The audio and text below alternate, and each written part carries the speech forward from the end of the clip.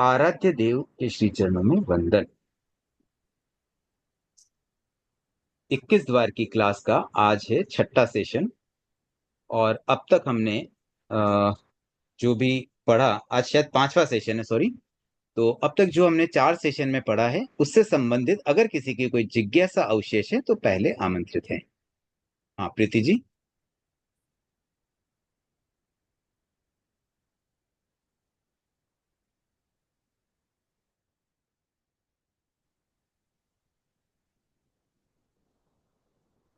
प्रीति जी, आप म्यूट है, अभी तक अनम्यूट नहीं हो पाए।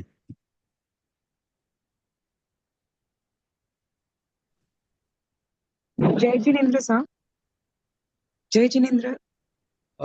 प्रीति जी भंडारी ने हैंड रेज किया था ना, उनका मैंने नाम उल्लेख किया।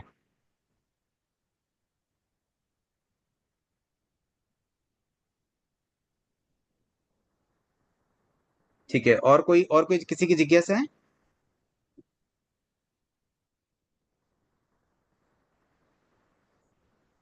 सरिता जी, आपकी भी कोई जिज्ञासा थी ना? मैंने कहा था एक हाँ बार सर। प्रारंभ में पूछ लेना। हाँ, श्रुति ज्ञान के विषय में मेरे को जिज्ञासा थी सर। श्रुति ज्ञान वाला जो टॉपिक था ना, उसमें हम्म। मुझे वो जिज्ञासा थी कि श्रुति ज्ञान एक्चुअल में स्वयं के लिए है या दूसरों के लिए। जैसे हमने ज्ञान मीमांसा में पढ़ा था कि जब तक वह सर्वार्थ रहता है, भले वो हमें शब्द के माध्यम से भी भले क्यों ना हो रहा हो, वह मति ज्ञान ही कहलाता है। लेकिन जब हम दूसरों को उपदेश, उसी ज्ञान को जब हम उपदेश दूसरों को बताते हैं या शब्दों का प्रयोग करते हैं, तब वो श्रुति ज्ञान की कैटेगरी में आता है। तो ये मैंने आपका इसको स्क्रीनशॉट भी भेजा था सर। हाँ, तो देखिए इसको सरिता जी, पूछ कर- शुद्ध ज्ञान को थोड़ा हम समझते हैं फिर से। बेसिकली मति ज्ञान का मतलब तो बहुत सिंपल है, मन और इंद्रियों के द्वारा, और उससे जो भी हम करते हैं हम सेल्फ कर सकते हैं, उसमें किसी थर्ड पार्टी का इन्वॉल्वमेंट नहीं है। अब शुद्ध ज्ञान में तीसरे व्यक्ति का इन्वॉल्वमेंट होता है। तो इन्वॉल्वमेंट किस रूप में होता है कि कोई और ज्ञानी व्यक्ति, मतलब किसी और का ज्ञान हमें ट्रांसफर हो रहा है। देखिए, ज्ञान तो आत्मा का विषय है, अपनी अपनी आत्मा में अनंत ज्ञान है। तो एक तो ये होता है कि हम अपने ही ज्ञान से कोई चीज जाने, तो जो वो चीज मति ज्ञान में तो हो रही है कि हमने अपने ही जो ज्ञानावरणी का क्षयोक्षम था उससे हमने इंद्रिय और मन का उपयोग करके और कोई चीज को जाना। तो ये हो गया सेल्फ नॉलेज। अब क्या होता है कि क्योंकि हमारे पास अनंत ज्ञान अभी खुला नहीं है, तो कई कई बार हम ज्ञान को शेयरिंग के माध्यम से भी ले लेते हैं। तो शेयरिंग कैसे होता है कि किसी और का जो ज्ञान है, अब जैसे आत्मिक ज्ञान, मान लीजिए किसी एक्स आदमी का 100 ज्ञान खुला हुआ है, किसी का खाली 10 ज्ञान ही खुला है। तो जिसका 100 ज्ञान खुला है उसके पास जो 90 ज्ञान एक्स्ट्रा है, वो अगर ये ज्ञान किसी और को देना चाहे तो बता के दे सकता है। तो वो बताएगा ये बात भी, देखो मुझे ये बात ज्ञात है। तो उसने एक बात बताई, वो एक बात उसने सुनी, किसने सुनी? जिसके पास 10 ज्ञान था। तो जैसे उसने सुनी, अब उसने सुन करके समझ ली, और अब उसके ज्ञान में मान लो 10 की जगह अब 11 हो गया, एक और बढ़ गया। तो वो नॉलेज उसको मिला तो सही, लेकिन उसके आत्मिक ज्ञान से नहीं मिला, वो किसी और के माध्यम से उसे मिल पाया। तो ये होता है श्रुति ज्ञान। अब इसका प्रोसेस कैसे होता है कि जिस ज्ञानी ने, जिसके पास 100 ज्ञान थे ना, उसने जब बताना शुरू किया तो सबसे पहले जब वो रेडी हुआ कि हाँ मैं बताने को तैयार हूं, तो उस समय जो उसके पास 100 पावर वाला ज्ञान पड़ा हुआ है वो है उसका भाव श्रुत। उस भाव श्रुत को उसने क्या किया? वचन के द्वारा बोला। तो जैसे ही वो उसने बोला, उस व्यक्ति का तो हो गया वचन योग, क्योंकि वो बोल रहा है, उसने और कुछ नहीं किया, ही इज जस्ट स्पीकिंग। तो बोलने वाला का स्पीकिंग वचन योग हुआ।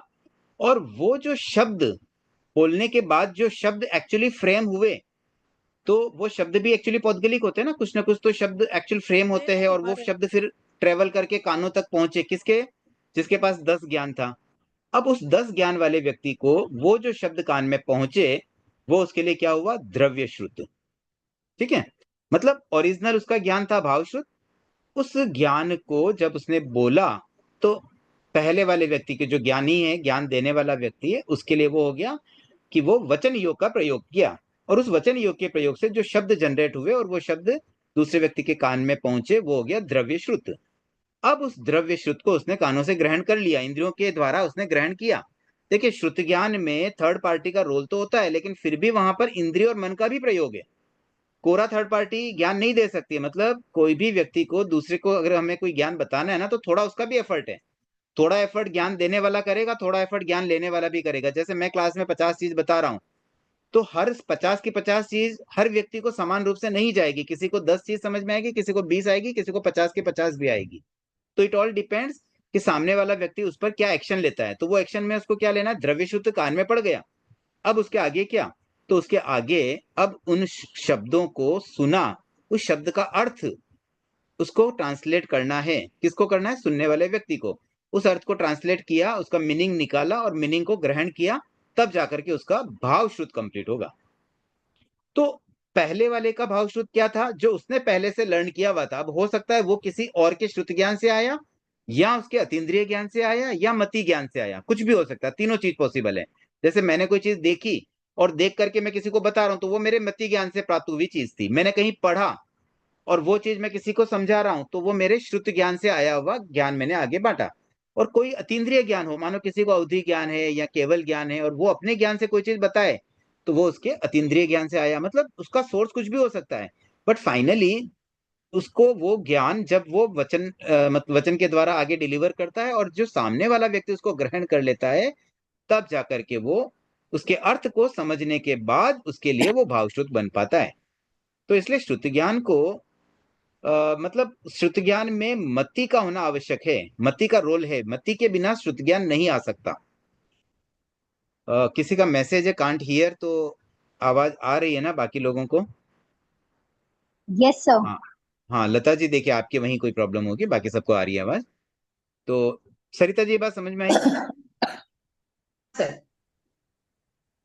ओके सर, क्लियर हो गया सर। ठीक है। वो शकुंतला जी। बता दिया ना, हाँ बस। हाँ सर, वो विक्रिय लब्धि का मैंने आपको भेजा था ना, देवता और नारकी का। क्या आप प्रश्न पूछिए ना, भेजा वो अभी मुझे याद नहीं है। वो विक्रिय लब्धि कम से कम कितने और ज्यादा से ज्यादा कितने, तो उसमें मनुष्य और तिर्यंच का भी दिया हुआ है, अंतर्मूर्त तक खाली। हाँ वो ठीक है, मतलब आपकी अभी कोई जिज्ञासा नहीं है ना? नहीं जिज्ञासा नहीं, वो बस क्वेश्चन हाँ ठीक आंसर है, के लिए। वो ठीक है, उसको बाद में देख लेंगे। और कोई जिज्ञासा किसी की है? ठीक है, अब आगे बढ़ते हैं। कमलेश जी। सर वो मैं 5 मिनट लेट ज्वाइन हुआ, अगर वो केवली समुद्र आपने अभी समझा दिया जो लास्ट क्लास का छूटा था, या हाँ, फिर केवली समुद्गात का बात भी थी, बिल्कुल याद आ गया मुझे। तो एक चलो उसको पहले कर लेते हैं, क्योंकि वो योग से संबंधित था और अब हम ज्ञान पर आ गए हैं, मतलब उपयोग पे आ गए। उपयोग में ज्ञान कर रहे थे, तो अभी फिलहाल हम योग के विषय को एक बार कंप्लीट करते हुए पहले केवली समुद्गात को समझ लेते हैं। तो जैसा कमलेश जी ने प्रश्न किया, केवली समुद्गात क्या होता है, उसे हम समझने का प्रयास करते हैं। देखिए, केवल ज्ञानी जो होते हैं ना, उनके 4 कर्म शेष रहते हैं। एक तो मोहनीय कर्म, वो तो पहले ही समाप्त हो जाता है। वीतराग अवस्था जब मिलती है ना, 12वें गुण स्थान में ही मोहनीय कर्म उनके समाप्त हो चुका है। अब 13वां गुण स्थान प्राप्त होता है ना, तो वहां पर उनके और 3 कर्म का क्षय हो जाता है। 3 कर्म कौन कौन से हैं? जो 3 घाती कर्म हैं, ज्ञानावर्णीय, दर्शनावर्णीय और अंतराय। अब केवल ज्ञान प्राप्त हुआ उस समय उस जीव के सिर्फ 4 कर्म बचते हैं। 4 कर्म कौन से हैं? जो अघाती कर्म हैं, नाम, गोत्र, आयुष्य, और एक होता है वेदनीय। तो अब देखिए, आयुष्य कर्म का रोल क्या। मान लीजिए किसी तीर्थंकर या कोई केवल ज्ञानी के आयुष्य कर्म बचा हुआ है। फॉर एग्जाम्पल, उनका आयुष्य है मान लो 84 ईयर्स का, और उन्हें केवल ज्ञान मिला 72 ईयर्स में, तो अभी उनके 12 साल बाकी है। 12 साल वो और जिएंगे, ये उनका आयुष्य का काल अभी पेंडिंग है। अब क्या होता है कि उस आयुष्य के साथ उनके बाकी जो 3 कर्म हैं, 3 कर्म कौन से? जैसे नाम कर्म। अब नाम कर्म की एक प्रकृति का एग्जाम्पल लेते हैं। मान लीजिए उनके मनुष्य गति नाम कर्म का बंधन था, तभी उनको मनुष्य गति मिली थी, और वो अब उदय में आया, इसलिए वो मनुष्य गति भोग भी रहे। और साथ में उनको एक औदारिक शरीर नाम कर्म का भी उदय आया हुआ है, मतलब वो भी उनके कर्म है एग्जिस्ट, और जो अभी उदय में है। तो अब उसका उदय कितने साल है? मान लो उनका जो शरीर है, औदारिक शरीर नाम कर्म, उसका उदय है मान लो उनका 13 साल का। अब शरीर तो उनका 13 साल रहेगा और आयु है 12 साल। तो क्या किया जाए? अब उस केस में वो जो अतिरिक्त शरीर का भोगने का क्रम है, उसको कैसे भोगा जाए? ऐसे ही और भी कई प्रकृतियां होती है। नाम कर्म की बहुत सारी प्रकृतियां होती है, ये तो एक एग्जाम्पल लिया। तो ऐसे नाम कर्म की, गोत्र कर्म की और वेदनीय कर्म की भी जो प्रकृतियां बची भी रह गई है, इवन अशुभ वेदनीय कर्म भी रह जाते हैं। तीर्थंकर बनने के बाद उनके भी अशुभ, या केवल ज्ञानी बनने के बाद भी उनके अशुभ वेदना हो सकती है। भगवान महावीर की भी हुई थी, केवल ज्ञान प्राप्त होने के बाद भी उन पर जो तेजोलब्धि का प्रयोग किया गया था गोशालक के द्वारा, उससे उनकी शरीर में वेदना हुई थी। तो वो पॉसिबल है, मतलब वो पहले के कर्म बंधे हुए, इसलिए अब खाली उदय में नया बंधन नहीं होता है, अशुभ कर्मों का बंधन तो नहीं होता है वितरागी के या केवल ज्ञानी के, लेकिन पुराना बंधा हुआ भोग तो सकते हैं। तो अभी तो हम बंधे हुए का स्टॉक देख रहे हैं, तो ऐसे आत्मा पे तरह तरह के कर्म हैं। तो आयुष्य कर्म भी है और बाकी 3 कर्म भी है। अब क्या होता है, प्रॉब्लम यहाँ पे ये आती है कि कुछ कुछ केसेज में कई बार तो जैसे एकदम बराबर मैच हो जाता है कि भाई 12 साल आयुष्य बचा, 12 साल जितने ही बाकी सारे कर्म, तो पूरा अलाइनमेंट एकदम प्रॉपर हो गया। लेकिन कभी कभी क्या होता है, ये अलाइनमेंट थोड़ा गड़बड़ा जाता है। जैसे हमने अभी एग्जाम्पल लिया ना, मान लो 13 साल का शरीर बचा हुआ है और जबकि आयुष्य 12 साल की है। तो उस स्थिति में एक प्रोसेस होता है, एक ऐसा प्रोसेस होता है केवल ज्ञानियों के, जिसके द्वारा उन सारे कर्मों में एक बराबर से तालमेल बैठ जाता है, उनमें एक समन्वय हो जाता है। वो समन्वय कैसे होता है कि केवली समुद्घात का प्रोसेस उसे कहते हैं। अब ये प्रोसेस होता है केवल 8 समय का, समय एकदम सूक्ष्मतम इकाई है, एकदम छोटी सी इकाई होती है समय, और उसमें उसमें भी केवल 8 समय। तो एक बार मैं म्यूट कर रहा हूँ कमलेश जी और सुधा जी, आप दोनों को ही पहली बात हो जाए, उसके बाद आपको जब मैं बोलूंगा तब आप अनम्यूट करें। तो अब ये प्रोसेस क्या होता है कि आत्मा जो शरीर के अंदर होती है, मतलब एक्चुअली आत्मा की साइज क्या, कोई भी जीव की आत्मा या उसकी जो भी जीव है, उस जीव का फिजिकल जो द्रव्य पार्ट है, उसकी साइज कितनी होती है, शरीर प्रमाण होती है। जो स्थूल शरीर मिलता है ना, औदारिक शरीर मिला तो औदारिक शरीर जितनी, वैक्री शरीर है तो उतनी। कभी मान लो वैक्री शरीर किसी ने बड़ा कर दिया तो आत्मा भी उस लेवल में बढ़ जाती है। तो ये बिल्कुल इलास्टिसिटी इसमें होती है और एकदम फ्लेक्सिबल होती है, एकदम फुल ऑफ 100% इलास्टिसिटी होती है। तो ये आत्म प्रदेशों को, अब उसमें कर्म बंधे हुए हैं, तो उसको कैसे कम किया जाए, तो उसका एक प्रोसीजर है, बहुत सिंपल सा प्रोसीजर है। जैसे हम कपड़े सुखाने से पहले कपड़े को झटकते हैं, फिर उसमें जो एक्स्ट्रा पानी होता है वो पहले ही झटक दिया और उसके बाद कपड़े को सुखा दिया, वैसे ही आत्मा को केवल ज्ञानियों द्वारा झटक दिया जाता है। अब कैसे झटकते हैं वो, कि 8 समय का ये प्रोसेस है। सबसे पहले उस आत्मा का जो साइज है, जैसे शरीर है मान लो 7 फीट लंबा, और जो भी उसकी मोटाई चौड़ाई जो भी है उसकी बॉडी के शेप, उस शेप में वो आत्मा है अभी। अब पहले समय, उसके बाद क्या होता है, स्टेप बाय स्टेप, सबसे पहले तो आत्मा लंबाई में आगे बढ़ती है। और लंबाई में कैसे बढ़ेगी, कि पूरी लंबाई में जितना लोक का साइज है ना उतनी बड़ी हो जाएगी, 14 रज्जु लंबी। उसके बाद वो एक एग्जाम्पल ले रहा हूं, जैसे मान लो नॉर्थ टू साउथ, मतलब 2 दिशाओं में फैलती है।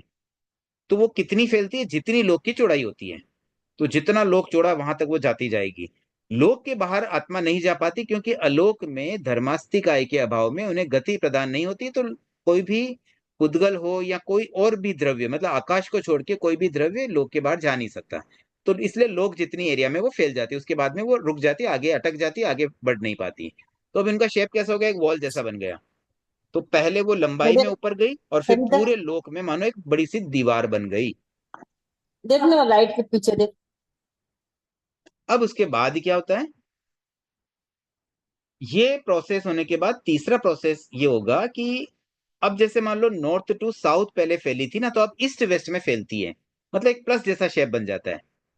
तो या मंथनी कह देते हैं, मंथनी का आकार भी कहते हैं, जो छाछ भिगोने की होती है ना मंथनी, तो वो भी ऐसे प्लस शेप में होती, 3D प्लस हो गया।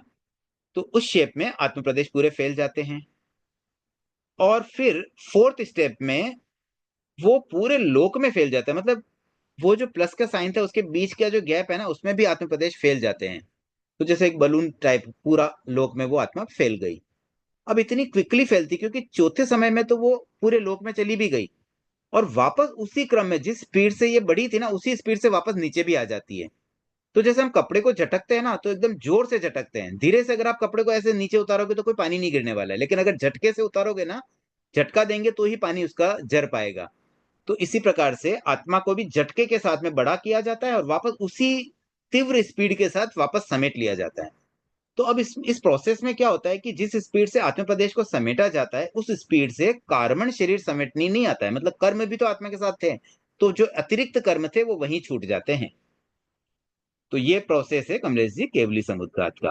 तो अब इसमें क्या होता है, तीसरा चौथा और पांचवा समय, मतलब जब प्लस का आकार था, मतलब पूरे आत्म प्रदेश पूरे लोक में फैले हुए प्लस शेप में चारों दिशाओं में, और उसके बाद पूरे लोक में फैल जाते, fill in the blank gap करके, मतलब बलून टाइप। और उसके बाद वापस प्लस रिवर्स में। तो ये 3 समय तो थे कार्बन का योग के।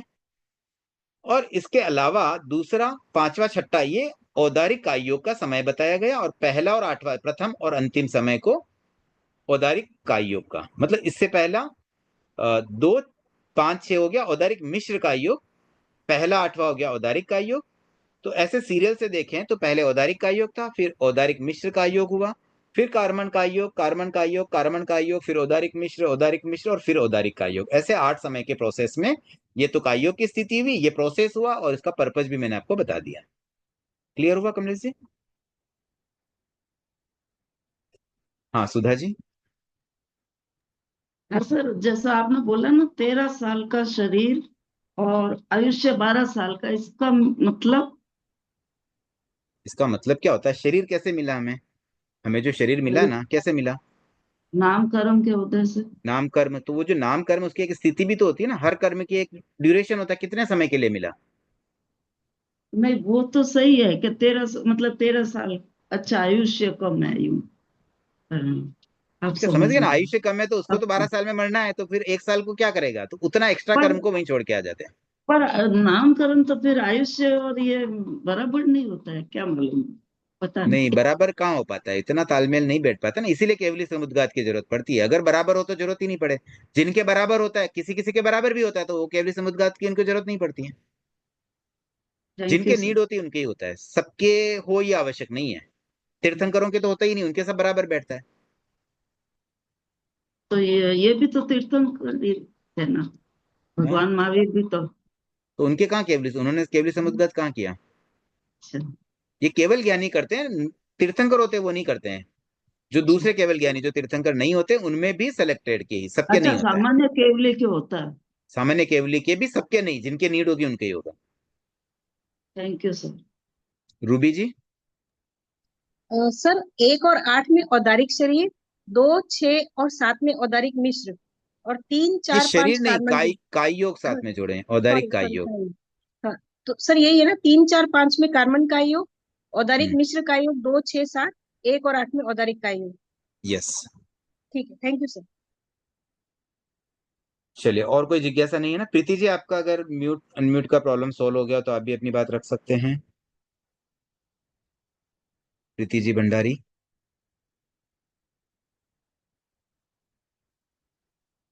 ठीक है, फिर हम आगे बढ़े। एक जिज्ञासा थी। सविता जी, एक जिज्ञासा ऐसे नहीं रख सकते, हैंड रेज करना होता है ना। सॉरी। हाँ बोलिए, अभी आगे से ध्यान रखना। जी जी। वो 1 और 8 में औदारिक काय योग समझ में आया, 2 और 7 में भी औदारिक मिश्र काय योग है, ये समझ में। छठे समय में औदारिक मिश्र किस अपेक्षा से? अच्छा प्रश्न है, क्योंकि वो मैथमेटिकल बैठ नहीं रहा। एक तरफ तो एक एक समय आया, दूसरी तरफ 2 कैसे आ गए? देखिए इसमें क्या है ना, एक्चुअली देखा जाए तो 7 समय का ही होता है ये, तो उसको 8 समय में कन्वर्ट किया गया है। कैसे किया? क्योंकि पहला समय जो था ना, उसमें बता दिया गया लंबा हो जाता है, जबकि 8वें समय में तो वापस बॉडी में फिट भी हो गया है।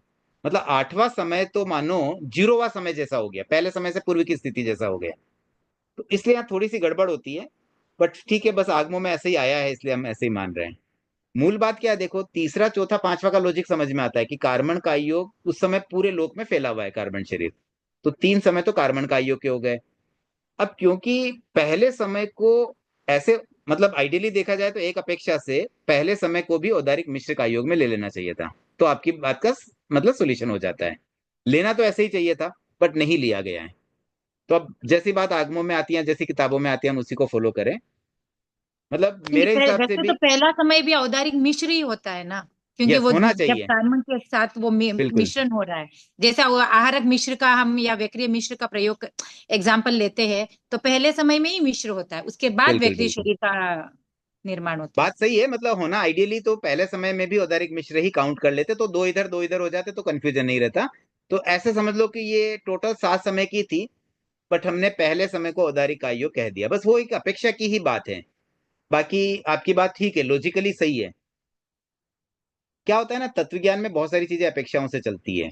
आप अंडरस्टैंडिंग आपकी बहुत अच्छी है, मतलब मैं आपकी इस बात को मतलब एक वैल्यू देता हूँ, अप्रिशिएट करता हूँ कि आपने इस चीज को पकड़ा, बहुत कम लोग इस चीज को पकड़ पाते हैं। नहीं तो क्या होता है ना, समझने के प्रयास करने के बजाय सब रट्टा मारते हैं, हाँ भाई दूसरा छठा सातवां, दूसरा छठा सातवां याद कर लेते हैं। बट क्यों हो रहा है, ये प्रश्न आपके मन में आया तो ठीक है, अच्छी बात है। बट ठीक है, परीक्षाओं में तो 2 6 7 ही लिखते हैं क्योंकि किताबों में वही मिल रहा है। बट लॉजिकली ये भी ठीक है बात, अपेक्षा से ये भी ठीक है, सापेक्षता से समझे तो आपकी बात एकदम ठीक है। उषा जी। अंकल जैनेन्द्र, अंकल समुद्घात करते हैं तब है ना, क्या दर्द वेदना होती है? देखिए, वेदना की बात कहीं आई नहीं आगमों में, और मैंने कभी अनुभव किया नहीं, अभी तक हुआ नहीं मेरे तो ऐसे प्रैक्टिकली तो नहीं पता है, बट संभवतया नहीं होती होगी, इसमें कोई वेदना जैसी बात नहीं है। क्योंकि मेरे को ऐसे लगा कि शायद वो अपने पुद्गल एक्सपेंड करते हैं और फिर कॉन्ट्रैक्ट करते हैं, तो शायद होती होगी। इतना क्विक होता है ना कि क्या वेदना हो जाएगी उतने कम समय में, हम वेदना का अनुभव करें उससे पहले तो ये प्रोसेस ही कंप्लीट हो जाएगा, ऐसा मुझे लगता है। वेदना होनी नहीं चाहिए। ये कर्म का क्षय हो रहा है तो कुछ तो फील नहीं होता होगा अंकल? नहीं, ये एक प्रोसेस है ना, अभी जैसे कपड़े में पानी झटक दे उसमें क्या फील होगा, पानी निकल गया बस, वो एक सिंपल सा प्रोसेस है। वेदना देखिए, वेदना तभी होगी जब वेदनीय मतलब ऐसा था वेदनीय कर्म का उदय होगा। तो मूल तो बस वही बात है कि अगर उनके वो कर्म का उदय ही नहीं है तो ऐसे कई कर्म ऐसे होते हैं ना जो प्रदेशोदय में ही समाप्त हो जाते हैं, तो वो भी हमें फील नहीं होते हैं, वो अव्यक्त रूप से ही मतलब एक तरह से जड़ जाते हैं, पता ही नहीं चलता हमें। तो ऐसे ही समझो ये भी प्रदेशोदय में खत्म होने जैसी चीज ही है लगभग, तो तो इसलिए इसमें केवली ना समुद्गात वेदना में होगी? वेदना की संभावना नहीं है। अच्छा ठीक है, थैंक यू अंकल। तो अब हम आगे बढ़ते हैं स्टडी के क्रम में। हमारे देखिए 13 बोल को हम समझ रहे थे। हाँ सुनीता जी। इसमें नाम कर्म का आपने बताया, फिर वेदनी और गोत्र कर्म भी ज्यादा होते हैं क्या? ऐसे आयुष्य अगर रहा तो बाकी के हाँ वो ज्यादा तो होते? एग्जाम्पल था, कुछ भी हो सकता है, मतलब हाँ। इन तीनों कर्मों का आयुष्य कर्म से तालमेल बिठाने के लिए केवली समुद्गात होता है। Thank you.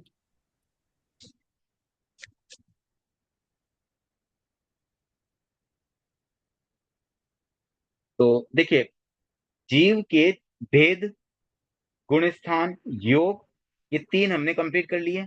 अब चौथा जो बोल था उपयोग, ये हम हेडिंग कर रहे हैं, मतलब जो 13 हेडिंग है ना, अभी खाली हेडिंग्स को ही समझ रहे हैं, उसके बाद हमारा 21 बार प्रारंभ होगा। तो इस उपयोग में हमने 3 बातें कल डिस्कस की थी, ज्ञान, अज्ञान और दर्शन। और ज्ञान के अंतर्गत हमने मति ज्ञान, श्रुति ज्ञान, अवधि ज्ञान, मन प्रयोग ज्ञान और केवल ज्ञान, इन 5 को भी समझा था। उससे संबंधित कुछ जिज्ञासाएं जैसे आज भी हुई, वो श्रुति ज्ञान को भी हमने और डिटेल में समझा। तो अब हम आगे बढ़ते हैं अज्ञान के बारे में। तो जैसे मति ज्ञान है, वो कैसे मिलता है, ज्ञानावरणी के क्षयोपशम से। अब देखिए, क्षयोपशम शब्द को भी थोड़ा हम समझ लेते हैं, क्योंकि कई बार ये शब्द भी थोड़ा कंफ्यूज करता है ना, कईयों को ऐसे होता होगा कि भाई क्षयोपशम क्या है, क्षय क्या है, उपशम क्या है, और कहाँ पे कौन सा शब्द प्रयुक्त होता है, किस शब्द से क्या एक्चुअली हो रहा है। इस प्रोसीजर को थोड़ा सा ब्रीफली समझते हैं, बहुत डिटेल में तो नहीं जाएंगे। देखिए, कर्म आत्मा के साथ बंधे हुए होते हैं। अब वो कर्म जब बंधे हुए होते हैं तो वो जब अलग होंगे, उस अलग होने के प्रोसेस में ही क्षय और क्षयोपशम होता है। अगर कुछ पार्टली अलग हुए तो वो होता है क्षयोपशम। अगर पूरी तरह से अलग हो जाए, मतलब सारे के सारे कर्म खत्म हो जाए, तो वो होता है क्षय। तो दोनों प्रोसीजर सेम है। इतना समझ लें कि क्षय में तो कंप्लीट छुटकारा मिलता है, 100% सारे कर्म से हम फ्री हो जाते हैं। तो अब जिस कर्म का क्षयोपशम हो रहा है, एटलीस्ट उस कैटेगरी के जितने कर्म है वो 100% खत्म हो ही जाएंगे। जैसे मान लीजिए किसी के मोहनीय कर्म का क्षय हुआ, तो मोहनीय कर्म के जितने भी कर्म उस आत्मा के लगे हुए हैं वो सारे के सारे खत्म होंगे, तो वो कहलाएगा क्षय।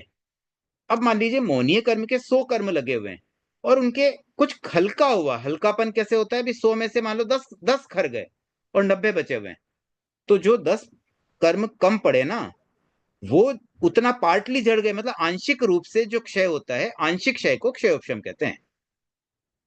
तो दोनों चीज हो गई, या तो हम क्षयोपशम करते हैं मतलब कुछ तो हल्का कर रहे हैं, तो वो भी अच्छी चीज है, या पूरा क्षय कर लेते, बहुत ही बढ़िया बात है। तो ये दो तो हो गए एकदम पॉजिटिव वर्ड, कर्म का क्षयोपशम हुआ मतलब कुछ अच्छा हो रहा है आत्मा के साथ, कर्म का क्षय हुआ यानी कि आत्मा के साथ कुछ अच्छा हो रहा है। अब इसके साथ एक शब्द आता है उपशम। अब ये उपशम है ना, अच्छा है कि बुरा है, इसमें भी कई कंफ्यूजन हो जाते हैं कि भाई उपशम को हम क्या पकड़े, अच्छा माने कि बुरा माने। क्योंकि एक तरफ तो हम कहते हैं कि उपशम श्रेणी मिलती है तो 11वें गुण स्थान से वापस नीचे आ जाते हैं, तो दूसरी तरफ हम कहते हैं भी आखिर कर्म दब तो रहे हैं, तो कुछ तो पॉजिटिव हो ही रहा है। तो एक्चुअली उपशम भी पॉजिटिव ही है, लेकिन वो पॉजिटिव कुछ समय के लिए है।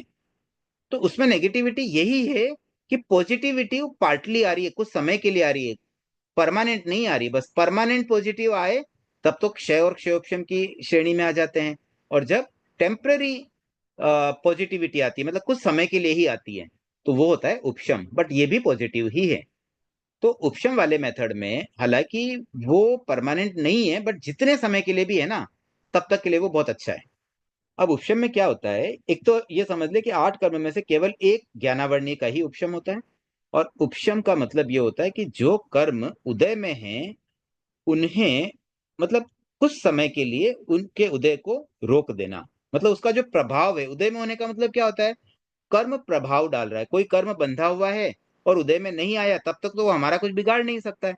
फॉर एग्जाम्पल, कोई बीमारी का वायरस हमारी बॉडी में है but it is not affective, ये इनएक्टिव पड़ा हुआ है, तो हमें कोई दिक्कत नहीं है। जैसे कई व्यक्तियों के उस समय कोविड के समय में टेस्ट किए जाते थे, तो पॉजिटिव टेस्ट भी आ जाता है, लेकिन उसमें कोई लक्षण नहीं मिलते भी, न तो बुखार आ रही है न और कोई दिक्कत है। तो उसमें क्या दिक्कत है, अगर पड़ा है तो पड़ा है, खत्म हो जाएगा वापस वायरस भी। तो ऐसे जब इनएक्टिव रहता है ना, तो वो स्थिति भी अच्छी है कि कम से कम उस समय उसके मोहनीय कर्म का उदय नहीं है। तो ऐसे कर्मों का जो उदय था उसको रोक देना, इनएक्टिव कर देना, ये हो गया उपशम। और ये केवल एक मोहनीय कर्म में होता है। तो ये 3 चीज हम समझ लेते हैं फिलहाल, उपशम, क्षयोपशम और क्षय। और ये तीनों ही कर्मों के साथ जब ऐड जुड़ जाता है ना, तो वो कुछ ना कुछ जीव को पॉजिटिविटी दे रहा है, कुछ ना कुछ जीव का उससे कल्याण हो रहा है, कुछ भलाई हो रहा है। इसके अलावा एक शब्द होता है उदय। तो कर्म का उदय मतलब क्या, कि जो कर्म बंधा हुआ है वो फल दे रहा है, तो उसको कहते हैं उदय। उदय हालांकि 2 तरह का होता है, एक होता है विपाकोदय, दूसरा होता है प्रदेशोदय। विपाकोदय का मतलब होता है जो एक्चुअल फल देगा, मतलब जो कर्म जिस पर्पज से बंधा है उस रूप में, उस पर्पज के साथ ही वापस वो जब उसका इफेक्ट होने लग जाए। जैसे मान लीजिए किसी को कोई ऐसा कर्म बंधा जिसकी वजह से उसके तीव्र पीड़ा होगी, और उसको जब एक्चुअल पीड़ा हो जाए तो समझ लेंगे कि भाई वो कर्म एक्चुअली अब फल दे रहा है, विपाक में आया। विपाक का मतलब पक गया। तो जैसे आम पक जाता है तो अब वो मीठापन आ गया और वो खाने योग्य बन गया, वैसे ही वो कर्म अब काम में आ रहा है। तो इस तरह से ये विपाकोदय तो मानो एक्चुअल फील करवाता है जीव को, सुख दुख की अनुभूति देता है। और एक होता है प्रदेशोदय, मतलब कर्म को बिना भोगे ही, मतलब एक्चुअल जो पर्पज से वो बंधा था ना, वो पर्पज पाए बिना ही कर्म निर्जरित हो जाता है। तो उसको कहते हैं भी प्रदेशोदय में ही, मतलब प्रदेश में ही उदय में आ गया। प्रदेश मतलब आत्म प्रदेश, कर्म जहां बंधा हुआ था बस वहीं का वहीं उदय में आ गया, एक्चुअल रिजल्ट या इफेक्ट जीव को फील नहीं कराया। तो ये कुछ चीजें हमने समझ ली, क्षय, क्षयोपशम, उपशम, और साथ में हमने उदय को भी समझ लिया। तो अब देखिए ज्ञान अज्ञान के विषय पे वापस आते हैं। अब जैसे हाँ सरिता जी। सर यहाँ पे जैसे उपशम जो शब्द है वो क्षयोपशम में भी एक उपशम शब्द आता है, और एक उपशम मोहनीय क्रम से संबंधित उपशम है। तो यहाँ पे जो क्षयोपशम तो केवल ज्ञानावर्णीय, दर्शनावर्णीय और अंतराय, और मोहनीय का भी क्षयोपशम होता है। तो ज्ञानावर्णीय दर्शनावर्णीय में जो वो क्षयोपशम शब्द जो आया, उसमें उपशम का क्या अर्थ होगा सर, उसमें उसको हम किस संबंधित हाँ, लेंगे? ये भी एक अच्छा प्रश्न है। देखिए क्षयोपशम शब्द क्षय प्लस उपशम से ही बना है, और उसका वही अर्थ भी होता है। क्षय और उपशम का कंबाइंड भाव क्षयोपशम शब्द में समाहित है। तो मतलब अकेला उपशम तो केवल मोहनीय कर्म में है, लेकिन 3 घाती कर्म ज्ञानावर्णी, दर्शनावर्णी, अंतराय में क्षयोपशम तो हो सकता है। तो वहां क्षय भी है और उपशम भी है। तो वहां क्षयोपशम का मतलब ये होता है कि पार्टली, यानी कि आंशिक क्षय और आंशिक उपशम। आंशिक उपशम का मतलब क्या हुआ कि जब, जैसे एग्जांपल लेते हैं ज्ञानावर्णीय कर्म। अब ज्ञानावर्णीय कर्म हमारे उदय में आ रहा है, कुछ कर्म हमारा उदय में है, कुछ तो ज्ञानावर्णीय उदय में है, तभी हमें केवल ज्ञान नहीं है। और कुछ कर्म मानो हमारे बंधा हुआ भी हैं। तो बंधे हुए कर्म में से तो कुछ हम हल्का कर रहे हैं, मतलब उस बंधे हुए कर्म की हम निर्जरा कर रहे हैं। देखिए ज्ञानावर्णीय कर्म का क्षयोपशम किससे होता है, निर्जरा से होता है। तब के जो 12 भेद है ना, उनके द्वारा, जैसे हमने स्वाध्याय भी उसमें एक भेद है, तो हम जब किताब पढ़ते हैं तो हमारा ज्ञान खुलता है, तो हमारा ज्ञानावर्णीय कर्म कुछ हल्का पड़ गया। तो इसका मतलब क्या हुआ, जो बंधा हुआ ज्ञानावर्णीय कर्म था वो कुछ आंशिक रूप से क्षय हो रहा है, और आंशिक रूप से जो अभी उदय में आया है ना, उस उदय में आए हुए फल को भी कुछ कम कर देता है। तो जब भी हम निर्जरा करते हैं ना, तो एक तो जो उदय में आया हुआ, वर्तमान में जो उदयमान ज्ञानावर्णीय कर्म था, उसके फल को भी कुछ कम कर देता है। तो एक तरह से वो आंशिक उपशम हो जाता है। तो इस तरह से आंशिक क्षय और आंशिक उपशम मिलकर के आंशिक हल्कापन, तो यह आंशिक निर्जरण, ये प्रक्रिया क्षय उपशम में हो जाती है। ठीक है सरिता जी? Thank you. हाँ, थैंक यू सर। हाँ सुनीता जी, देखिए जिनके भी हैंडरेज होते हैं ना, अगर आप हैंडरेज रखेंगे तो मैं आपसे पूछ पाऊंगा, अगर आपने हैंडरेज रखा फिर हटा दिया तो मैं फिर उस समय नहीं पूछ पाऊंगा। आपको हैंडरेज रखे रखना है जब तक आपका समाधान न मिले। सुनीता जी? ये क्षयोपशम यानी कुछ कर्म क्षय हुए और कुछ कर्म उपशम हुए, क्या ऐसा है? समझे क्या हाँ ऐसा हमारा कह सकते हो, हालांकि 10 आधा केजी का कर्म है तो पाव केजी कम हो गया और पाव केजी का उपशम हो गया, पाव केजी का नहीं क्षय हो गया और पाव केजी का उपशम हो गया। नहीं ऐसा नहीं, इसको ऐसा समझे कि जैसे हमारे कोई कर्म बंधा हुआ है, उसमें से हमने कुछ कर्म को भोग रहे हैं, तो जो भोग रहे हैं ना, जो करंटली उदयमान है, करंटली उदयमान तो कुछ आंशिक कुछ ही कर्म रहेंगे, बहुत सारे कर्म तो एक साथ नहीं उदय में होगा, एक समय में एक ही कर्म उदय में आएगा। तो जो अभी उदयमान कर्म है ना, उसका उदय पने को थोड़ा हल्का कर देते हैं, मतलब उसका उदय का जो पावर है, मतलब मान लीजिए कोई कर्म उदय के मेरे आकर के जो प्रभाव देने वाला है, उस प्रभाव को भी कुछ कम कर दे तो वो भी उपशम हो गया। उपशम मतलब एक क्षयोपशम वाला उपशम हो गया। और क्षय के अंदर जो एग्जिस्टिंग कर्म बंधे हुए थे, जैसे आपने आधा किलो का एग्जांपल दिया, तो आधा किलो में से पाव किलो भी हो सकता है या उससे कुछ कम भी हो सकता है। मान लीजिए पाव किलो भी मान ले, तो पाव किलो जो कम पड़ा वो तो एक पार्ट है ही है, लेकिन उस आधे किलो में से जितना उदय में था ना, उसमें जो हल्कापन आया, मतलब वो उदय का प्रभाव को कुछ कम किया, वो पार्ट उपशम का कहलाएगा। थैंक ठीक यू है? सर। हाँ सविता जी, म्यूट है जय आप। जिनेंद्र जी। तो आंशिक उपशम जो ज्ञानावर्णीय दशनावर्णीय कर्म में भी है, जब आंशिक है तो फिर उपशम की कैटेगरी में क्यों नहीं लेते हैं बाकी 3 घाती कर्मों को? हाँ क्योंकि इसलिए नहीं हर लेते, देखो जैसे क्षेत्र है में ना, हम देखते हैं जहां पे भी आंशिक होता है हम उसे लेते हैं। जैसे एग्जाम्पल चारित्र में भी कि भाई हम लोगों में आंशिक चारित्र थे, उसको देश चारित्र की कैटेगरी में लिया। तो फिर उपशम सिर्फ मोह कर्म का है, ज्ञानावर्णीय दशनावर्णीय और अंतराय का नहीं है, ऐसा क्यों लेते हैं? इसलिए लिया गया क्योंकि उपशम का मतलब पूर्ण उपशम होता है। जैसे क्षय है ना, वैसा उपशम है। क्षय और उपशम दोनों पर्याय, मतलब एक एक कैटेगरी के हो गए, इसीलिए तो क्षपक श्रेणी और उपशम श्रेणी, दो ही श्रेणियां चलती है ना। तो या तो उपशम करो या क्षय करो, दो ही टास्क है। अब अगर दोनों का कंबाइंड आंशिक आए तो क्षयोपशम में दोनों भाव समाहित आ गए। ठीक है ना? तो मोहनीय कर्म ही एक ऐसा कर्म है जिसको कंप्लीटली उपशम कर सकते हैं। देखिए ज्ञानावर्णीय कर्म का कंप्लीट उपशम क्यों नहीं हो सकता, उसको समझते हैं एक एग्जाम्पल से। जैसे मोहनीय कर्म का जब कंप्लीट उपशम होता है ना, तो उस समय स्थिति क्या बनती है? 11वें गुणस्थान की स्थिति बनेगी ना, तब वीतराग की अवस्था मिल जाएगी, मतलब बिल्कुल भी उसमें कषाय नहीं है, थोड़ा भी राग द्वेष नहीं है, वो स्थिति बनती है ना। तो अगर आप कल्पना करें कि अगर ज्ञानावर्णीय कर्म का ऐसा ही उपशम हो जाए, तो जिस समय ज्ञानावर्णीय कर्म का उपशम रहेगा उस समय तो वो केवल ज्ञानी बन गया, तब तो ज्ञान का कोई आवरण ही नहीं रहा ना। जैसे मोहनीय कर्म के उपशम से 11वें गुणस्थान में जीव वीतरागी बन गया, वैसे ही ज्ञानावर्णी का अगर उपशम हो पाता तब तो फिर वो कुछ समय के लिए केवल ज्ञानी बन जाता। तो वैसा हो नहीं सकता है, क्योंकि कुछ समय के लिए भी केवल ज्ञान आ गया तब तो वो अपने केवल ज्ञान से सब कुछ जान ही लेगा, तो फिर बचेगा क्या? इसलिए उपशम 3 कर्म का नहीं होता है, केवल एक मोहनी का ही हो पाता है। इसलिए हमने उपशम को अलग लिया, उसमें पार्टली उपशम वाली पॉसिबिलिटी को क्षयोपशम में ही समाहित कर दिया।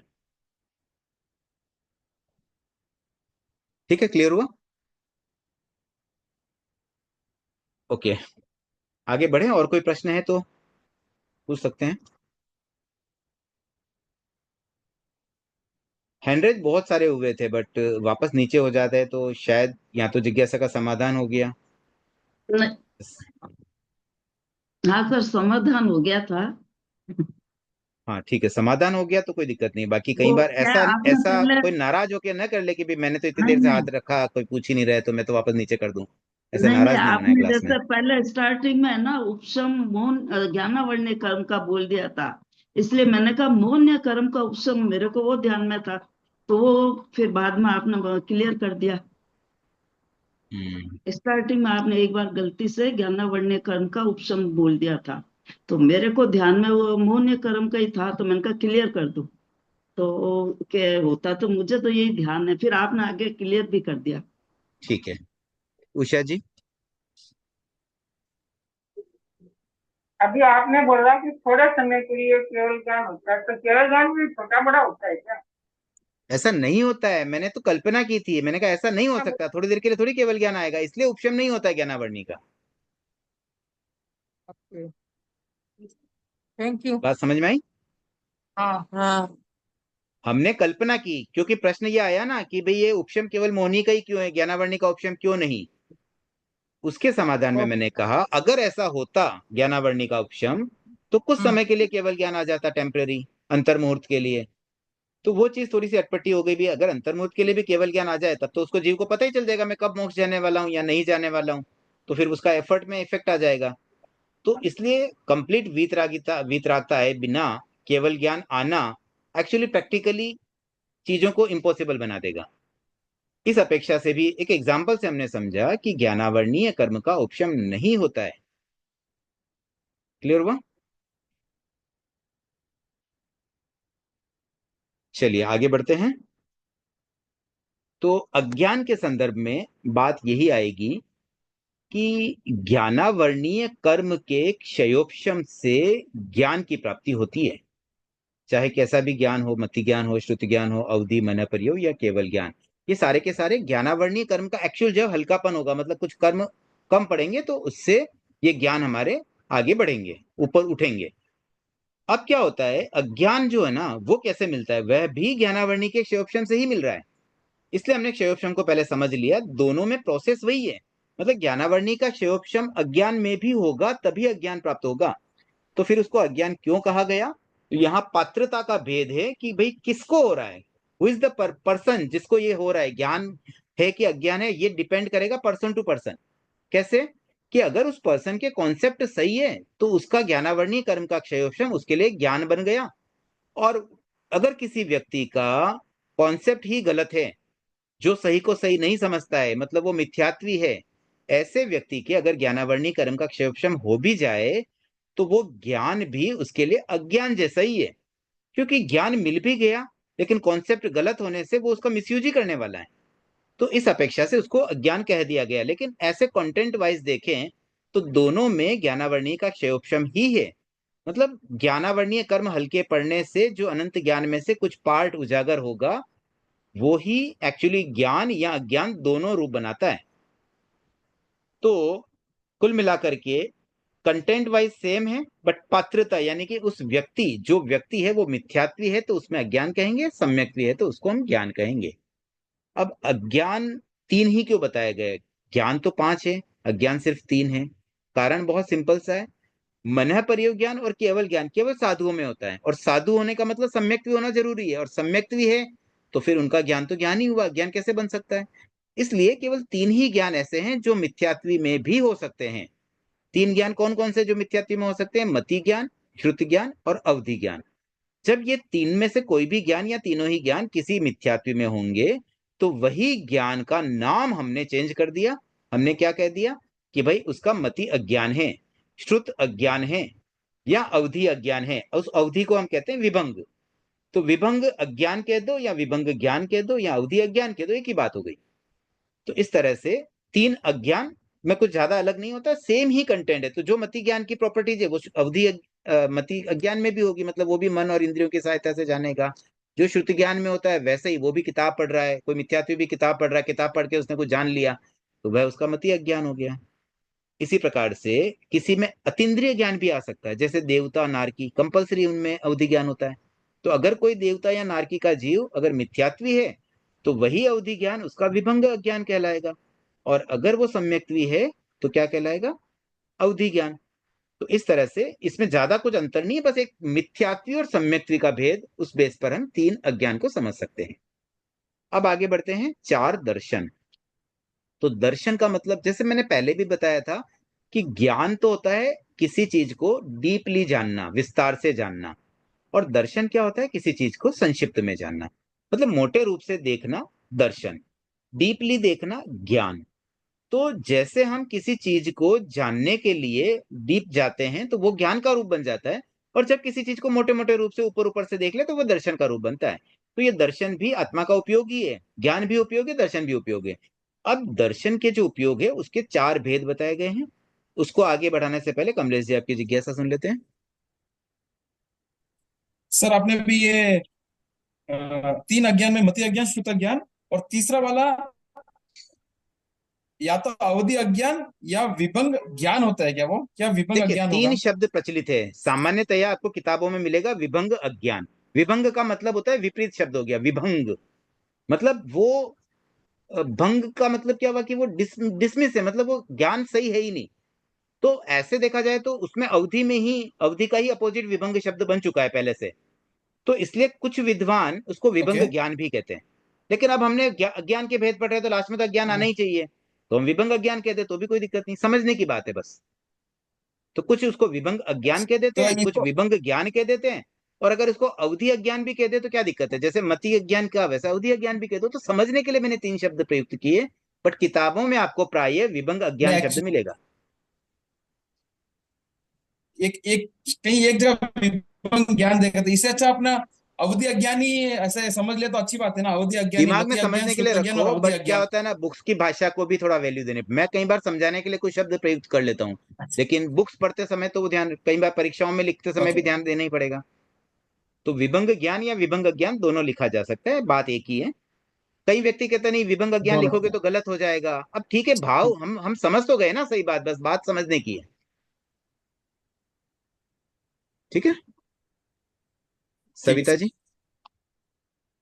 जी हर क्षेत्र में, मतलब हर जगह हमने देखा कि दर्शन मोटा मोटी रूप में होता है और ज्ञान डीपली होता है। तो पहले दर्शन होता है और फिर ज्ञान, लेकिन हर जगह हम जब पढ़ते हैं, जैसे अभी 25 बोल में भी पढ़ते हैं, पहले ज्ञान बताया गया है और फिर दर्शन, ऐसा क्यों? जब पहले दर्शन की बात आती है तो हर जगह दर्शन का एक्सप्लेनेशन पहले होना चाहिए। देखिए ऐसा नहीं है कि पहले दर्शन होना जरूरी है, किसी केस में पहले दर्शन फिर ज्ञान होता है, किसी केस में पहले ज्ञान फिर दर्शन होता है, दोनों हो सकता है।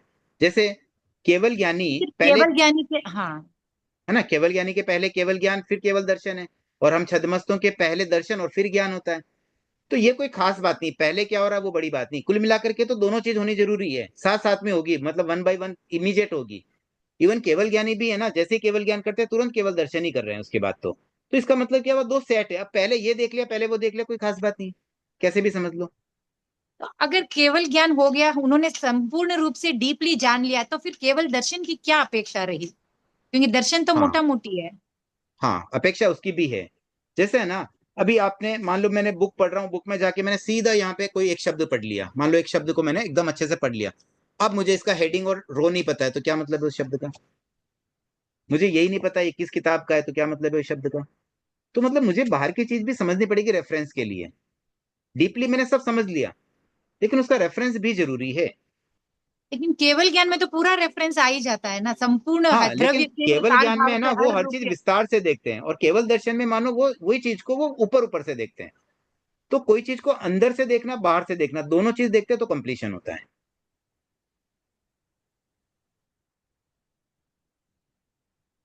ठीक है आगे बढ़े, अब 4 दर्शन की बात करते हैं। तो दर्शन में जब हम हल्का फुल्का जो जान रहे हैं ना, उसके तरीके क्या होते हैं? अगेन वही इंद्रिय और मन की सहायता ही लगेगी, क्योंकि अल्टीमेटली पार्ट तो वैसे ही है, देखो जहां ज्ञानावर्णी का क्षयोपक्षय में वैसे ही दर्शनावर्णी का भी होता है, बात सेम है, दोनों कर्म ऑलमोस्ट सिमिलर ही होते हैं, बस एक माइनर डिफरेंस वहां पे दे दिया ये समझाने के लिए कि दर्शन और ज्ञान दोनों की उपयोगिता है, उस उपयोगिता के अनुसार ही ये 2 कर्म दिए गए हैं। बाकी ऐसा नहीं है कि 8 कर्म ये जो संख्या में लिखे बस यही 8 कर्म होते हैं, कर्म तो 8 से अधिक भी हो सकते हैं, कम भी हो सकते हैं, वो तो हमने इसको समझने के लिए एक वर्गीकरण किया है। यहाँ बंधने वाले कर्मों में कोई टैग नहीं लगाया कि ये 1 नंबर कर्म, ये 2 नंबर कर्म है, वहां तो बस कर्म बंध गए और वो उसके अनुसार फल भी दे रहे हैं, बट हमने उन कर्मों को स्टडी करने के लिए, उनको डीपली समझने के लिए उनका एक ऐसा वर्गीकरण किया, एक व्यवहारिक भेद करते हैं, व्यवहार उपयोगी भेद, कि भाई हम प्रैक्टिकली समझ पाए चीजों को, तो बस समझने के लिए ये 2 भेद किए गए हैं। तो अब दर्शन भी ऐसे तो ज्ञान जैसा ही समझो, जैसे ज्ञान और अज्ञान को हमने सिमिलर किया ना, वैसे ही ज्ञान और दर्शन को भी हम सिमिलर कर सकते हैं, बात वही है, उसमें भी मन और इंद्रियों की सहायता से ही दर्शन हो रहा है। तो अगर देखा जाए तो मोटे रूप से देखने के लिए मुख्य रूप से आंखें काम आती है, इसलिए चक्षु का इंपॉर्टेंस अधिक बताते हुए चक्षु दर्शन एक अलग से दे दिया। बाकी 4 इंद्रिय और मन, इन पांचों को अचक्षु दर्शन में ऐड कर दिया। तो चक्षु दर्शन मतलब आंखों से देखना, अचक्षु दर्शन बिना आंखों के देखना। बिना आंखों के मतलब अन्य 4 इंद्रिय और मन की सहायता से होने वाला सामान्य बोध। तो ये हो गया चक्षु दर्शन और अचक्षु दर्शन। उसके बाद अवधि दर्शन जो होता है वो मानो अवधि ज्ञान का पूरक है। मतलब अवधि ज्ञानी जब ज्ञान करेंगे ना, उस ज्ञान का ही जो जो चीजें उन्होंने विस्तार से देखी उन्हीं चीजों को वापस संक्षिप्त में देखना। तो अवधि ज्ञान अवधि दर्शन का एक सेट बन जाएगा। तो जब भी किसी को अवधि ज्ञान होगा तब उसको अवधि दर्शन कंपलसरी होगा ही होगा। उसका वो पार्ट जो सामान्य बोध करवाएगा वो अवधि दर्शन कहलाएगा। मतलब यूं समझ लो कि अवधि ज्ञानी या विभंग ज्ञानी दोनों में अवधि दर्शन होना ही होना है। तो ये तीसरा हो गया अवधि दर्शन। और चौथा केवल दर्शन। तो वो केवल ज्ञान का रेसिप्रोकल या उसका पूरक मान लो। तो जैसे केवल ज्ञान हुआ, केवल दर्शन, केवल ज्ञान, केवल दर्शन, मतलब केवल ज्ञानी के लिए अपेक्षित दर्शन की पूर्ति केवल दर्शन से हो रही है। तो इस तरह से 4 दर्शन यहां दिए गए हैं। अब किसी के मन में अगर प्रश्न आता हो कि भाई मन पर्यव ज्ञान का दर्शन क्यों नहीं है, तो मन पर्यव में मन के पर्यायों को जब देखा जाता है तो वहां पर डीपली ही स्टडी चाहिए। वहां ऊपर ऊपर की चीज काम ही नहीं आती है। बिकॉज कोई व्यक्ति क्या सोच रहा है तो उसके मन के सोचने का प्रोसेस कैसे होता है ना, जब हम कुछ सोचते हैं ना तो हम फिजिकल पुद्गलों की सहायता से, मतलब मनोवर्गणा के पुद्गलों को हम ग्रहण करते हैं और उससे कोई शेप्स बनाते हैं। शेप्स कहाँ बनते हैं? द्रव्य मन में। मतलब मन कहाँ है? द्रव्य मन हमारे शरीर में, पूरे शरीर प्रमाण होता है। जितना शरीर उतना मन। तो जगह जगह हमारे शरीर में वही द्रव्य को इकट्ठा करके उससे वो शेप्स बना रहा है। जो जो हम सोच रहे हैं वैसे वैसे शेप्स बनते हैं। वो जो शेप बनते हैं उन शेप को डिटेल में देखना पड़ता है, तब जाके मन के विचारों को हम समझ पाते हैं। क्योंकि विचारों को मन पर्योग यानी सीधा ग्रहण नहीं कर पाता। विचार जो होते हैं ना वो तो अदृश्य होते हैं, वो पौद्गलिक नहीं है, वो भाव मन का पार्ट है। तो द्रव्य मन में जो शेप बनते हैं वो तो आकृतियां बनी है। उन आकृतियों के आधार पर अनुमान लगा करके उन विचारों को समझने का प्रयास मन पर्योग यानी कि जब करते हैं ना तो वो बहुत डीप प्रोसेस है। तो वहां पर दर्शन की अपेक्षा ही नहीं है। वहां केवल मतलब जो डीप नॉलेज ज्ञान रूपी है उस मन पर्यव ज्ञान से उनका काम हो जाता है। इसलिए मन पर्यव दर्शन की अपेक्षा ही नहीं है। तो इसलिए दर्शन केवल 4 ही बताए गए हैं। हाँ ज्योति जी। ज्योति जी सेठिया म्यूट है आप। सर इसका क्वेश्चन आंसर भी आएगा क्या? क्वेश्चन आंसर कहाँ आएगा? इसमें क्वेश्चन आंसर्स नहीं है क्या 21 द्वार का? नहीं, क्वेश्चन आंसर क्यों चाहिए आपको? इतने तो प्रश्न उत्तर हो रहे हैं रोज क्लास में। नहीं वो तो हो रहे हैं, मैं तो ऐसे नोट अपने नोट्स के लिए लिखने के लिए कर रही थी। देखिए ये जो क्लास है ना ये समझने के लिए क्लास है। हम किसी चीज को समझने का प्रयास करें, तत्वों को जानने का प्रयास है ये। तो इसमें कोई परीक्षा की तैयारी नहीं है कि हम प्रश्न उत्तर करें। आप समझे बात को? ओके मतलब सर। मेरी सब क्लासेज है ना आपको केवल ज्ञान के लिए हैं। आपकी कोई परीक्षा की तैयारी तो अब उसमें से आपको कुछ ठीक लगे तो आप काम में ले लो, नहीं लगे तो कोई बात नहीं। Okay sir. हाँ प्रीति जी नाटा। जय जिनेन्द्र, मैं मतलब द्रव्य मन और भाव मन को थोड़ा एक्सप्लेन करिए ना, जानना देखिए क्या होता है ना, मन किसके होते हैं? जो भी संगी प्राणी है। हमने पहले संगी असंगी के बारे में थोड़ी विवेचना की थी ना। तो संगी जो भी होंगे जो मतलब चीजों को डीपली समझ सकते हैं, तो डीप समझने के लिए उनको मन की जरूरत पड़ती है। और मन के बहुत सारे टास्क होते हैं। मन में हम सोच सकते हैं, चिंतन कर सकते हैं, कल्पना कर सकते हैं, मेमोराइज कर सकते हैं, फ्यूचर की प्लानिंग कर सकते हैं। बहुत सारी चीजें मन में हो जाती हैं। तो ये सारा प्रोसेस कौन कर पाएगा? जो संगी जीव हैं। अब इस प्रोसेस का एक तरीका होता है। सबसे पहले तो जब पर्याप्तियां बनती है ना तब मन पर्याप्ति बनेगी संगी जीवों के। तो मन पर्याप्ति का रोल क्या होगा कि जब जब भी वो जीव कुछ सोचना चाहेगा तो वो द्रव्य मन का निर्माण करेगा, या फिर उसके मन में जो विचार है उसके अकॉर्डिंगली आकृतियों का निर्माण करेगा और उससे द्रव्य मन बन जाएगा। और जो विचार आ रहे हैं उससे उसका भाव मन का भी प्रोसेस चलता रहेगा। तो ये जितना भी सिस्टम है ना मन पर्याप्ति के द्वारा संचालित होता है। तो जब भी हम विचार करेंगे उससे द्रव्य रूप में, पौद्गलिक रूप में जो आकृतियां बनती है, तो जो पौद्गलिक आकृतियां बनती है ना वो तो होता है पार्ट द्रव्य मन का। और भाव मन तो मानो आत्मा का ही एक पार्ट है। हमारी जो आत्मा है ना उसी में मेन तो देखो जीव विचार कर रहा है ना, तो जीव का ही वो पार्ट है। तो भाव मन इज पार्ट ऑफ आत्मा इटसेल्फ। लेकिन द्रव्य मन एक फिजिकल अलग एंटिटी है, सेपरेट एंटिटी है जीव से, और वो पुद्गलों से मिलकर बनी होती है। और उसको बनाने में रोल होता है मन पर्याप्ति का। नहीं तो भाव मन में भी पुद्गल तो होते ही है। भाव मन में पुद्गल नहीं होते, भाव प्योर आत्मिक होता है। आत्मा का जो विचार है ना इंटरनल, वो है भाव मन। और इसीलिए मन पर्यवज्ञानी उन विचारों को सीधा नहीं पढ़ सकते, क्योंकि मन पर्यवज्ञान के द्वारा केवल पुद्गलों को ही देखा जा सकता है, केवल रूपी द्रव्य को देखा जा सकता है। तो इसी कारण से वो द्रव्य मन की सहायता से भाव मन में चल रहे विचारों को पढ़ते हैं। अच्छा, धन्यवाद, थैंक यू। हाँ सविता जी। जी, हम लोगों के दर्शन पहले होता है और ज्ञान बाद में। केवल ज्ञानी के पहले ज्ञान और बाद में दर्शन। ये अवधि दर्शन में पहले अवधि ज्ञान होगा या अवधि दर्शन? अवधि दर्शन या अवधि ज्ञान किसके होता है? छद्मस के होता है ना। जी, तो छद्मस वाला प्रोसेस, पहले दर्शन फिर ज्ञान। क्योंकि वो संपूर्ण था। ठीक है, हालांकि इसमें भी है ना अलग अलग मतधारा है, आप क्योंकि इसको फाइनल अवधि मत ज्ञान समझ लेना। भी अगर बड़े रूप में अवधि ज्ञान हो तो वो भी एक, जैसे नहीं अप्रतिपाती नहीं, अवधि बड़े ज्ञान आ बड़े गया। छोटे की बात नहीं कर रहा हूं मैं तो इवन मति ज्ञान में भी कह रहा हूँ। जैसे हमारे भी पहले दर्शन है, पहले ज्ञान है, या केवल ज्ञानी के संदर्भ में भी क्या है ना कि भाई उनके पहले ज्ञान होता है फिर दर्शन होता है। इस बारे में भी 3 अलग अलग अवधारणाएं चलती है, अलग अलग मत है, मतलब आचार्यों के 3 अलग अलग मत है। कुछ आचार्य कहते हैं कि अवधि ज्ञान केवल ज्ञान और केवल दर्शन दोनों साथ साथ चलता है, पैरेलल चलता है। मतलब केवल ज्ञान भी हो रहा है केवल दर्शन, क्योंकि वो तो विशिष्ट है, मतलब केवल ज्ञानी तो बहुत कुछ कर सकते हैं, तो उनके लिए पॉसिबल है, दोनों साथ में कर सकते हैं। कुछ आचार्य कहते हैं कि 1 by 1 होता है, पहले केवल ज्ञान फिर केवल दर्शन, 1 by 1 क्रमिक होता है। कुछ आचार्य कहते हैं कि अवधि ज्ञान केवल ज्ञान और केवल दर्शन अलग अलग है ही नहीं, दोनों एक ही बात है। भी केवल ज्ञान में केवल दर्शन समाहित है, जैसे आपने पहले कहा था ना अभी कि उनको केवल दर्शन की आवश्यकता ही क्या। तो ऐसा कुछ आचार्यों का ये भी मत है। तो बाद में एक आचार्य ने तो यहां तक कह दिया तीनों बातें सही है सापेक्षता से, अलग अलग नए की अपेक्षा से, ये भी ठीक है वो भी ठीक है ये भी ठीक है, तीनों बातें सही कर दी। और उन्होंने तीनों का कमांड रूप से एक नए की प्रस्तुति दे दी।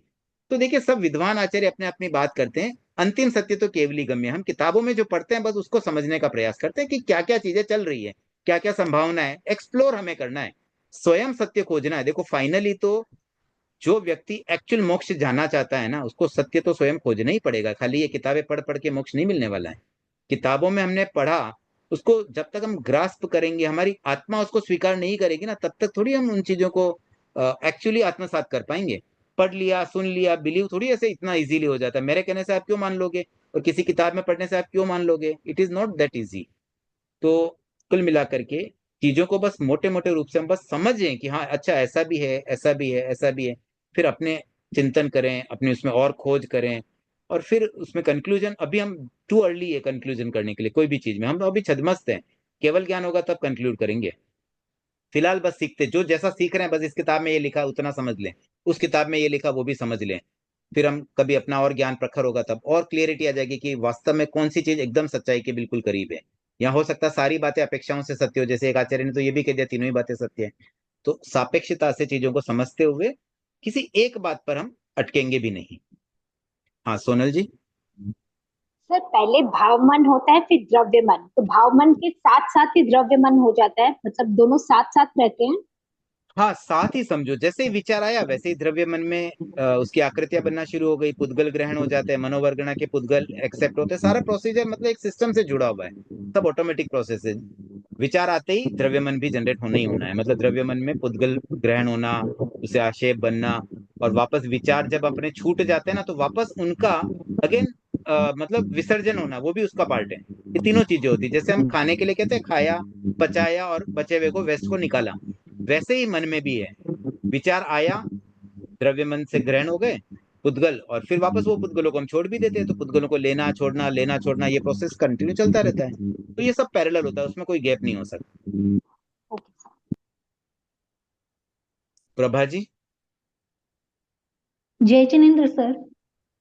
सर जैसे आपने कहा कि पहले दर्शन प्राप्त होता है फिर ज्ञान, हम श्रावकों की अपेक्षा से, लेकिन जैसे गुरुदेव की एक पंक्ति आती है ना, ज्ञान से निज को निहारें, दृष्टि से निज को निखारें, तो इस संदर्भ में कैसे देखें? देखो इस संदर्भ में ना दर्शन का अर्थ ही अलग है। दर्शन शब्द के कई अर्थ होते हैं अलग अलग। यहाँ जो दर्शन शब्द है ना वो है हमारा सम्यक्त्व से संबंधित, मतलब हमारी दृष्टिकोण, हमारी जो कॉन्सेप्ट है ना वो चीज दर्शन है। तो वहां तो ज्ञान दर्शन जो हम पहले बात कर रहे थे ना वो था उसी ज्ञान के 2 पार्ट की, सामान्य बोध या विशेष बोध। यहां दर्शन का मतलब क्या हुआ कि हमारा दृष्टिकोण, द वे ऑफ थिंकिंग, हमारा सोचने का तरीका, नजरिया। क्लियर हुई बात? जी sir, thank you. Sarita ji. हाँ सर, द्रव्य मन और भाव मन से रिलेटेड ही है सर। भाव मन आत्मा से रिलेटेड है, तो वो संसार के हर जीव में होता है, चाहे वह एकेंद्रीय हो चाहे असंगी प्राणी, उसके भी भाव मन होता है। तो सर क्या हम ये समझें कि वो संगी नहीं होता क्योंकि मन प्राप्ति के जरिए वो द्रव्य मन को नहीं बना पा रहा है? इससे कुछ कनेक्शन है, इसको थोड़ा सा एक्सप्लेन कर दीजिए एक बार। देखिए ऐसा होता है ना कि उनके भी है ना सूक्ष्म द्रव्य मन तो होता ही है। ये सब है ना अपेक्षाओं से ही बात समझी जाती है। मतलब एक मोटे हमारा मन जितना विकसित है ना, उसके सामने उनका मन बहुत कम विकसित है, 0.0001%, ऐसा इतना थोड़ा सा होता है। तो सूक्ष्म द्रव्य मन तो हर जीव में है ही है, बट उतना कम है कि वो अव्यक्त मन है, वो व्यक्त मन नहीं है। मतलब उनके विचार कुछ उतना डीपली सोच पाए उतना पावर नहीं है, इतना कम उसका लेस पावर वाली चीज है ना। जैसे मान लीजिए कोई बैटरी होती है ना, जैसे घड़ी में हम सेल लगाते हैं, तो वो सेल एक तो पावरफुल होता है, लगाया चल गया। अब किसी की बैटरी एकदम डल पड़ जाती है, तो क्या होता है, घड़ी तो चलती है लेकिन धीरे चलने लग जाती है। वो 1 घंटे का समय है ना, 3 घंटे में घूमती है। तो अब वो उस सेल का कोई मतलब नहीं ना हमारे लिए। तो हम बोलेंगे भाई सेल खराब हो गया, जबकि एक्चुअली है उसमें पावर, अभी भी बहुत थोड़ा सा पावर है, लेकिन उस थोड़े पावर से हमारा काम सही नहीं हो रहा है ना। तो वैसे थोड़ा द्रव्यमन तो होता है सब में, बट ऐसे मोटा रूप से मतलब व्यक्त मन नहीं होने से उनको हम असंगी कहते हैं। सर सर जैसे एक आपने मैं अभी पूछूं? सर आपने जैसे अभी बताया ना कि हम मनहर प्राप्ति के द्वारा द्रव्य मन को क्रिएट करते हैं, क्योंकि मनहर प्राप्ति में हम मनोभ्रमणा की पुतलों को ग्रहण करते हैं, जिससे द्रव्य मन हमारा क्रिएट होता है। तो सर उन असंगी प्राणियों की तो मनहर प्राप्ति होती ही नहीं है, तो फिर उनके द्रव्य मन किस अपेक्षा से कह देंगे हम? उसको भी यही समझ लो, सूक्ष्म मन पर्याप्ति उनके भी है। सूक्ष्म है बहुत थोड़ी सी, मतलब हल्का सा तो इनमें भी रहता ही है हर चीज में। देखिए ये जो भेद होता है ना, ये कोई एकदम क्लियर कट भेद नहीं है कि भाई आर या पार। वो एक मोटे रूप से ही भेद होता है, एकेंद्रीय द्विएंद्रिय का जो भेद है। अब जैसे अगर इस चीज को हम नहीं माने तो फिर तो हम मति ज्ञान को भी कैसे मानेंगे, कि उनमें मति ज्ञान भी कैसे होगा? खाली आंखों से देखने से कैसे ज्ञान होगा? वो तो अव्यक्त ज्ञान ही रह गया ना। मतलब उनके तो आंख है ही नहीं, पहली बात तो स्पर्श इंद्रिय से वो कितना जान लेंगे, और श्रुत ज्ञान कैसे समझे उनमें? वो स्पर्शेंद्रिय से कैसे कोई किताब को पढ़ लेंगे, या कोई बात उनके कानों में चली जाएगी कि तीर्थंकर पास में बैठे, वहां कोई मान लो एकेंद्रीय जीव है, तो क्या वो सुन लेगा? तो वो बहुत ही सूक्ष्म स्पंदन के आधार पर ही उनके भी तो हमने ज्ञान माना है ना। मतलब हमने ये तो नहीं माना कि भाई एकेंद्रीय के बिल्कुल ज्ञानावरणीय कर्म का मतलब शैवक्षम है ही नहीं, उनके भी सूक्ष्म शैवक्षम तो मान ही रहे ना। तो कहीं ना कहीं वो मति ज्ञान का प्रयोग या मति अज्ञान भले हो, वो एक ही बात है, प्रयोग तो वही रहेगा। तो मति अज्ञान या श्रुत अज्ञान का प्रयोग जिस रूप में भी करते हैं ना, उसमें कहीं ना कहीं एक छोटा मन तो लगेगा ना, बिल्कुल सूक्ष्म होगा, भले कुछ ना कुछ अंश तो होगा, क्योंकि हम उसमें बहुत मतलब उसमें ज्ञानावर्णीय कर्म का क्षोभम भी इतना कम मानते हैं, और उनकी ज्ञान चेतना भी बहुत ही अल्प होती है। बस वो अजीव और एकेंद्रीय में एक भेद करने के लिए भी उनमें चेतना है एक्चुअली, इसलिए हमने उनको ज्ञान को माना। बाकी वो ज्ञान का लेवल इतना कम होता है, बस उसी लेवल पर, उसी कंपैरिजन में एक सूक्ष्म मन की भी कल्पना की जा सकती है। सर एक एक बात मैं पूछ रही हूँ। ज्योति आंटी का फिजिकल हैंड रेज है सर, उनसे आप वो शायद मेरे को लग रहा है वो हाँ ज्योति जी बोलिए। मोबाइल। मैं ऐसा सोचती हूँ कि जैसे हम लोग पढ़ते हैं कि प्रथम समय के सिद्ध को केवल ज्ञान होता है, मतलब कि जैसे ही आत्मा शरीर सब छूट गए, कर्म छूट गए, तो वो सिद्ध स्थान पर पहुंचे नहीं, वो तो प्रथम सिद्ध हो गए, तो खाली केवल ज्ञान हुआ। और जब वहां लोकांत में पहुंच गए तो केवल दर्शन होता है क्या? देखिए प्रथम समय के सिद्ध तो मोक्ष में पहुंच ही जाते हैं, मोक्ष में पहुंचने के बाद ही उनको प्रथम समय का सिद्ध कहते हैं। मतलब उनका इस मतलब नीचे से ऊपर जाने में वही समय, एक ही समय में वो नीचे भी थे, ऊपर भी पहुंच गए, ट्रेवल भी हो गया, सारा काम उनका एक ही समय में हो जाता है। तो ऐसे तो प्रथम समय के सिद्ध मोक्ष में ही विराजे हैं। तो वो तो नहीं कह सकते कि नीचे थे तब तक, बट पहले उनके ज्ञान होता है ना, इसलिए उनको प्रथम समय के सिद्ध में कहते हैं कि भाई पहले समय में उन्होंने केवल ज्ञान किया, फिर दूसरे समय में केवल दर्शन किया। और ये प्रोसेस तो बहुत फास्ट है, क्योंकि एक समय में केवल ज्ञान, एक समय में केवल दर्शन। तो ऐसे देखा जाए तो आंख पलक झपकते ही तो वो असंख्य बार केवल ज्ञान और केवल दर्शन का प्रयोग कर चुके हैं। तो मानो पैरेलल ही चल रहा है, मल्टीटास्किंग साथ साथ ही हो रही है जैसा। नहीं, हमने इतने दिन ऐसे समझ रखा था कि मतलब जैसे सिद्ध हुए और तो उस टाइम तो इनको केवल ज्ञान ही हुआ, और जैसे ही लोकांत में पहुंचे तो केवल दर्शन हो गया। हम हमारी देखो धारणा उनके पास केवल दर्शन तो पहले से ही था, 13वें गुण स्थान में आ गया था। केवल ज्ञान केवल दर्शन तो पहले से ही था, बस उसका तो उपयोग का क्रम बताने के लिए कि भाई पहले समय में केवल ज्ञान का प्रयोग हुआ, उसके बाद केवल दर्शन का हुआ। Thank you. सुनीता जी। हाँ सर, आपने अभी द्रव्य मन का कहा ना कि जो मनोवर्गना विचार करते हैं, मन जो विचार करता है, पौद्गलिक विचार आकृतियां बनती है, तो फिर भाव मन का एग्जाम्पल, फॉर एग्जाम्पल कैसे रहेगा? भाव मन आत्मा के प्योर जो भाव है वो। देखो, जो भी हम विचार कर रहे हैं ना, वो सब भाव मन में ही हो रहा है ना। हम जो भी, आपके मन में कुछ भी चिंतन चल रहा है, आप कुछ भी सोच रहे हैं, वो सब भाव मन में ही हो रहा है।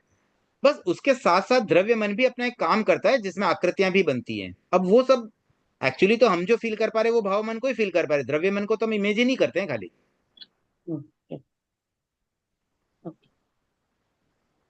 ठीक है Sunita ji? Okay okay, thank you. ठीक है, समय हो गया है, थोड़ा सा अतिरिक्त भी हुआ है, क्षमा याचना के साथ आज के लिए इतना ही रखते हैं। ओम